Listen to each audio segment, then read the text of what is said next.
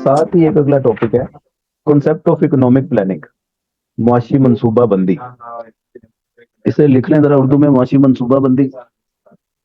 Important है ये भी। और इस चैप्टर में ये इकोनॉमिक प्लानिंग वाला ही हमने काम करना है, फिर ये चैप्टर फिनिश। अगली क्लास में फिर अगला चैप्टर स्टार्ट करेंगे। इस चैप्टर में से ये दो ही क्वेश्चन करने हैं, समझे बात। अब इकोनॉमिक प्लानिंग ये बेसिकली आपने जो कैपिटलिज्म पहले किया होगा ना थर्ड ईयर इकोनॉमिक्स में, सरमायादाराना निजाम, कैपिटलिज्म, उसमें तो इकोनॉमिक प्लानिंग होती नहीं है। इकोनॉमिक प्लानिंग एक माशी मनसूबाबंदी है जो गवर्नमेंट ने बनानी होती है, एक ऐसी सेंट्रल अथॉरिटी जो पूरे मुल्क का ऑब्जेक्टिव विजन सामने रखते हुए उस मुल्क की फलाह बहबूद के लिए प्लानिंग करे, उसे इकोनॉमिक प्लानिंग कहते हैं। समझ रहे हैं बात। तो ये डेफिनेटली कैपिटलिज्म में तो हो नहीं सकती, क्योंकि कैपिटलिज्म में गवर्नमेंट ही नहीं होती, गवर्नमेंट फ्री इकोनॉमी होती है। इसमें फिर कुछ प्रॉब्लम्स लोगों को फेस करना पड़ती हैं, जो आपने कैपिटलिज्म के ड्रॉबैक्स में भी की होंगी, कि दौलत की लालच पैदा होती है, इकोनॉमी ठीक तरीके से वर्क नहीं करती, इसके अंदर प्रॉब्लम आती हैं, और नेशनल इनकम कम रह जाती है, डिस्ट्रीब्यूशन ऑफ इनकम बराबर नहीं होती, वगैरह वगैरह जो भी है। तो फिर उसके बाद जो हमने सोशलिज्म किया था और सोशलिज्म की इंपॉर्टेंस की थी, तो बहुत सारे पॉइंट्स उसकी इंपॉर्टेंस से मैच कर रहे हैं यहाँ पे। क्योंकि गवर्नमेंट क्यों होनी चाहिए, उसकी जरूरत क्यों है, क्योंकि वो पब्लिक वेलफेयर के काम करती है, लोगों को एक ही नजर से देखती है, सिफारिशियों को भर्ती नहीं करती, पैदावार का लेवल उसे डबल हो जाता है, इनकम डिस्ट्रीब्यूशन बराबर हो जाती है, वगैरह वगैरह। तो इकोनॉमिक प्लानिंग की भी रीजन यही है। इकोनॉमिक प्लानिंग क्यों की जाती है, वो बेसिकली मुल्क से मसाइल के खात्मे के लिए प्लानिंग की जाती है। प्लानिंग के साथ आप जो काम करते हैं उसके रिजल्ट अच्छे निकलते हैं। प्लानिंग के बगैर कोई काम करें तो उसका फिर पता कोई नहीं चलता, क्या उसका आउटपुट क्या निकल रहा है, आप ग्रो कर रहे हैं कि नहीं कर रहे। तो क्या ख्याल है, प्लानिंग होनी चाहिए?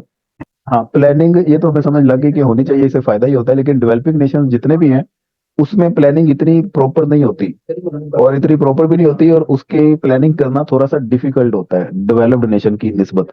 डिफिकल्ट क्यों होता है? क्योंकि यहाँ पे दोहरी सोसाइटी है, एक तरफ अमीर तरीन लोग हैं और एक तरफ गरीब तरीन लोग हैं। तो इन दोनों के लिए सेपरेट सेपरेट माइंड में चीजें रखनी पड़ती हैं, फिर उस हिसाब से पॉलिसी बनानी होती है। क्योंकि एक तरफ असर और रसूख रखने वाले बहुत सारे सारे लोग हैं, उसमें थोड़ी सी अगर आप ऊंच नीच करते हैं तो वो फिर अपने रिसोर्सेज इस्तेमाल करते हैं और वायलेट करने की कोशिश करते हैं। और एक तरफ वो लोग हैं जिन पे रूल्स वैसे इंप्लीमेंट नहीं हो सकते, क्योंकि उनके पास पैसा ही कोई नहीं है, आपने उनको भी साथ साथ लेके चलना है। तो बहरहाल डेवलपिंग नेशन में क्यों डिफिकल्ट होती है, डेवलप्ड में क्यों इजी होती है, इसमें प्रॉब्लम्स क्या क्या आती हैं, वो अभी हमने इस क्वेश्चन में उस डिबेट में नहीं जाना। हमने सिर्फ ये बताना है कॉन्सेप्ट ऑफ इकोनॉमिक प्लानिंग और इसकी इंपॉर्टेंस। ये डेफिनेशन यहाँ से लिखी है, यहाँ से बल्कि आप निशान कर लो, डेफिनेशन ऑफ इकोनॉमिक प्लानिंग। ये नीचे कुछ इकोनॉमिस्ट की डेफिनेशन लिखी होंगी, इतनी ज्यादा करने की जरूरत नहीं है, कोई एक दो याद कर लें। उसके बाद इसकी सुपीरियोरिटी या इसकी इंपॉर्टेंस समझ लें इकोनॉमिक प्लानिंग की। इसकी जस्टिफिकेशन भी इसे कह सकते हैं, इसकी नीड भी आप कह सकते हैं क्यों है, रैशनल ऑफ इकोनॉमिक प्लानिंग ये भी सारा कह सकते हैं, किसी तरह से भी आ सकता है ये क्वेश्चन। तो उसमें चीजें यही लिखनी है जो आगे स्टार्ट करेंगे। ठीक है जी, करें शुरू। जी सर। सबसे पहले जी, ये वाइडर अपॉर्चुनिटीज हैं, राइडर लिखा हुआ है यहाँ पे, ये आर काट दें। वाइडर अपॉर्चुनिटीज, तो जब आप प्लानिंग करेंगे लोगों के लिए, इकोनॉमी के लिए, तो उससे ऑप्शंस वो खुलेंगी, अपॉर्चुनिटीज ज्यादा होंगी, नए प्रोजेक्ट्स बनेंगे, पब्लिक वेलफेयर के काम होंगे, जॉब की अपॉर्चुनिटीज इंक्रीज होंगी, जिसने अपना कारोबार स्टार्ट करना है बिजनेस की अपॉर्चुनिटीज इंक्रीज होंगी, वगैरह वगैरह। तो प्लानिंग के साथ चलते हैं तो अपॉर्चुनिटीज आपकी वाइडर हो जाती हैं, विदाउट प्लानिंग चलते हैं तो वो अपॉर्चुनिटीज आपकी लिमिटेड रह जाती हैं। Is it clear? इसके बाद नंबर 2 पे है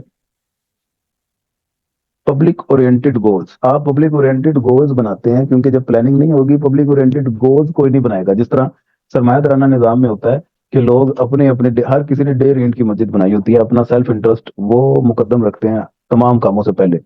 तो ना तो सरकारी हॉस्पिटल कोई बनाता है, ना ही कोई तालीमी इदारे बनाता है, ना ही कोई रोड कंस्ट्रक्शन का काम करता है, कोई रेलवे का काम करता है। पब्लिक ओरिएंटेड टास्क या गोल्स वो उसमें शामिल ही नहीं होते। लेकिन जब आप इकोनॉमिक प्लानिंग कर लेते हैं तो फिर आपको पता है कि अंडरपास किधर बनाना है, और आपने पुल फ्लाईओवर कहाँ पे बनाना है, रोड एक्सटेंड कहाँ से करनी है, कहाँ से नहीं करनी, कहाँ पे जरूरत है। तो पब्लिक ओरिएंटेड काम फिर होना शुरू हो जाते हैं। समझे बात। Better use of resources, definitely planning से आपके रिसोर्सेज की यूटिलाइजेशन बेटर होगी। आप जब प्लान करके चलेंगे आपको पता है कि फिर आपने अपनी लैंड को किस तरीके से यूटिलाइज करना है, कितनी आपकी जमीन जो सी है वो फर्टिलाइज है और उसको उस तरीके से आपने यूज करना है। कंस्ट्रक्शन आपने कितने पोर्शन पे करनी है, जंगलात आपने कहाँ पे मजीद उगाने हैं, अगर कटिंग करनी है तो किन किन जगहों से कर सकते हैं आप कटिंग, जहाँ से ज्यादा इतना माहौल पे असर ना पड़े। और कौन से ऐसे ज़मीनी वसाइल हैं जिनको आप यूज़ कर सकते हैं।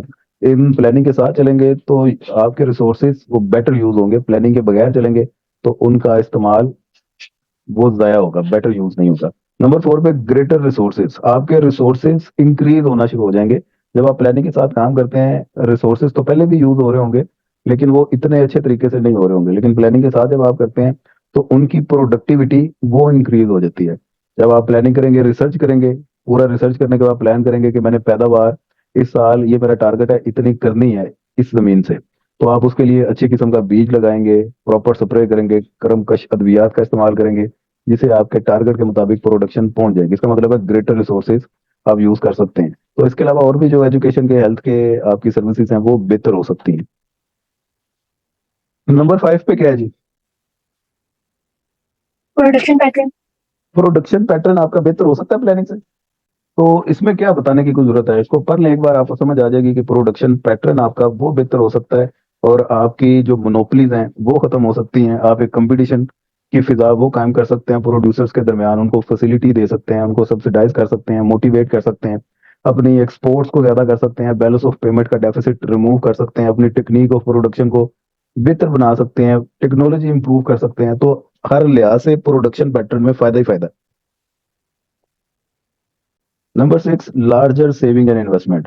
तो जब आपके रिसोर्सेज अच्छे तरीके से यूटिलाइज हो रहे हैं, प्रोडक्शन पैटर्न आपका बेहतर हो रहा है, प्रॉपर प्लानिंग के थ्रू आप चल रहे हैं, तो लोगों की सेविंग और इन्वेस्टमेंट वो ज्यादा नहीं होगी। जी सर। तो इन्वेस्टमेंट भी मुल्क में ज्यादा होना शुरू होगी, सेविंग भी मुल्क में ज्यादा होना शुरू होगी। इससे अगला पॉइंट है डिस्ट्रीब्यूशन ऑफ इनकम, वो भी बेहतर होगी। इक्वल लेवल पे आप डिस्ट्रीब्यूट करेंगे, क्योंकि प्लानिंग के बगैर अगर आप चलेंगे तो फिर वो अनइक्वल इनकम डिस्ट्रीब्यूशन है। एक सेक्टर को आप बहुत ज्यादा नवाजते चले जा रहे हैं और दूसरा सेक्टर जो सा है वो पिसता चला जा रहा है। तो आप जब प्लानिंग के थ्रू आएंगे तो आप देखेंगे अच्छा भी इसको भी इतना देना है, इसको भी इतना देना है, इसको भी इतना देना है, तो बराबरी की सतह पे इनकम डिस्ट्रीब्यूट होगी। नंबर 8 पे क्या लिखा हुआ है? जी नेशनल टास्क आपके लाइक वो आपके डिफेंस के पॉइंट ऑफ व्यू से हो सकते हैं, वो बेहतर हो जाएंगे। और इमरजेंसीज जो आती हैं, जिस तरह 1930 में ग्रेट डिप्रेशन आया था, 2019 में कोविड-19 आया, इस किस्म की जो इमरजेंसीज आती हैं, कलामिटीज आती हैं, उनसे फिर निपटने के लिए इकोनॉमिक प्लानिंग ही आपके काम आती है। क्योंकि प्लानिंग जब की जाती है, इस चीज को भी ध्यान में रखा जाता है, अगर ऐसा हो जाए तो फिर हमने किस तरीके से इसे टैकल करना है, इसे हैंडल करना है। तो प्लानिंग के बगैर आप उस चीज से निकल ही नहीं सकते। ये सोशलिज्म इसी वजह से तो फेमस हुआ 1930 के डिप्रेशन के बाद, क्योंकि जब गवर्नमेंट ही नहीं थी तो लोगों का बहुत ज्यादा नुकसान हुआ था माली लिहाज से, और लाखों की तादाद में लोग बेरोजगार भी हुए और ओवर प्रोडक्शन भी हुई, अनएम्प्लॉयमेंट भी हुई, वगैरह वगैरह। तो यही अगर इकोनॉमिक प्लानिंग होती, गवर्नमेंट होती, तो इतना नुकसान ना होता। आप ये उस ग्रेट डिप्रेशन का रेफरेंस भी दे सकते हैं, ठीक है। जी sir. Problems rising from foreign trade, foreign trade की जो प्रॉब्लम्स हैं, फॉरेन ट्रेड किसे कहते हैं भला? फॉरेन कंट्री से मतलब बाहर के ममालिक के साथ जो एक्सपोर्ट इंपोर्ट्स की जाती है। Exactly, well done. तो फॉरेन ट्रेड की प्रॉब्लम्स क्या हो सकती हैं? प्रॉब्लम्स यही हो सकती हैं कि हमारी एक्सपोर्ट्स कम है और इंपोर्ट्स ज्यादा हैं, जिसकी वजह से बैलेंस ऑफ पेमेंट आपका माइनस में जा रहा है। तो वो माइनस में जो फिगर जा रही है उसको इंप्रूव करने के लिए आप प्लानिंग करें कि आप किस तरीके से अपनी एक्सपोर्ट को ज्यादा कर सकते हैं, आप अपनी डोमेस्टिक इंडस्ट्री को किस तरह से सिक्योर कर सकते हैं, वो मोटिवेट होकर प्रोडक्शन ज्यादा करे। प्रोडक्शन ज्यादा होगी तो डेफिनेटली एक्सपोर्ट्स भी ज्यादा होंगी और फॉरेन ट्रेड प्रॉब्लम वो आपकी रिड्यूस होना शुरू हो जाएंगी। अब लग रही बात? नंबर 10 पे है coordination between economic activities, economic activities के दरमियान कोऑर्डिनेशन बन जाएगा अगर प्लानिंग के साथ आएंगे। तो प्लानिंग के बगैर आते हैं तो इंडस्ट्री का एग्रीकल्चर के साथ कोऑर्डिनेशन नहीं होगा। वो एक दूसरे को नीचे दिखाने की कोशिश करेंगे, अपना पत्ता ऊपर रखने की कोशिश करेंगे कि हमारी ज्यादा से ज्यादा चांदी हो, हमारी प्रॉफिट ज्यादा से ज्यादा हो, दूसरे का नुकसान हो। उनके दरमियान हार्मनी क्रिएट नहीं होगी। लेकिन अगर आप प्लानिंग के थ्रू चलते हैं, तमाम डिपार्टमेंट एक दूसरे के साथ कोलैबोरेट करेंगे और एक्टिविटीज आपकी बूस्ट होंगी और आपके जो कोऑर्डिनेशन है वो बेहतर होगी। प्रोडक्शन पे भी इसका इम्पैक्ट आएगा, डेफिनेटली नेशनल इनकम ज्यादा होगी। नंबर 11 पे क्या है जी? Social and sociological problems. ये दोनों तरह की प्रॉब्लम्स आपकी खत्म हो सकती हैं अगर तो आप प्लानिंग करते हैं, लाइक रिश्वतखोरी, रेड टैपिज्म, ब्लैक मार्केटिंग और मनी लॉन्ड्रिंग वगैरह वगैरह। इधर से पैसा उधर चला गया, रिपोर्ट आती है तो पता चलता है कि सबसे ज्यादा जो दुबई में जायदादें बनाई हैं वो पाकिस्तानियों ने बनाई हैं। तो प्लानिंग ही नहीं है, कोई पूछने वाला नहीं है। यही अगर प्रॉपर प्लानिंग होती तो इस किस्म की एक्टिविटीज भी ना होती। ये सोशल और सोशोलॉजिकल प्रॉब्लम्स हैं, तो प्लानिंग के थ्रू आएंगे तो ये खत्म होंगी। समझे बात? जी सर। नंबर 12 पे market imperfection and price distortion, definitely market imperfection वो खत्म हो जाती है अगर आप प्लानिंग के थ्रू आते हैं। तो वो खत्म किस तरह से हो जाती है? क्योंकि मोनोपोलीज जो लोगों ने क्रिएट की होती हैं आर्टिफिशियल, वो फिर टूट जाती हैं। कंपटीशन एक बन जाता है, काम स्टार्ट करने की आज़ादी हो जाती है। मोनोपोलीज खत्म होने की वजह से क्वालिटी बेहतर हो जाती है, प्राइसेस कंट्रोल में आ जाती है, इकोनॉमी स्टेबल हो जाती है। और प्राइस डिस्टोर्शन, जो कीमतों में डिस्टोर्शन होती है बहुत ज्यादा, वो बंद हो जाती है। ये 12 पॉइंट लिखे हुए हैं, इसके अलावा भी कोई आपके माइंड में दो चार आ जाए तो आप लिख सकते हैं। बहरहाल इकोनॉमिक प्लानिंग के मेरिट ये समझ लें, इसकी इंपॉर्टेंस समझ लें, इकोनॉमिक प्लानिंग की सुपीरियोरिटी या इसकी नीड समझ लें। इन सभी में आपने ये सारे पॉइंट लिख लेने हैं। इतना ही काम रखें, आगे वाला जो जितना भी काम है ना आपका, ये शॉर्ट टर्म और मीडियम टर्म वगैरह, इधर से आप काट दें पूरा चैप्टर।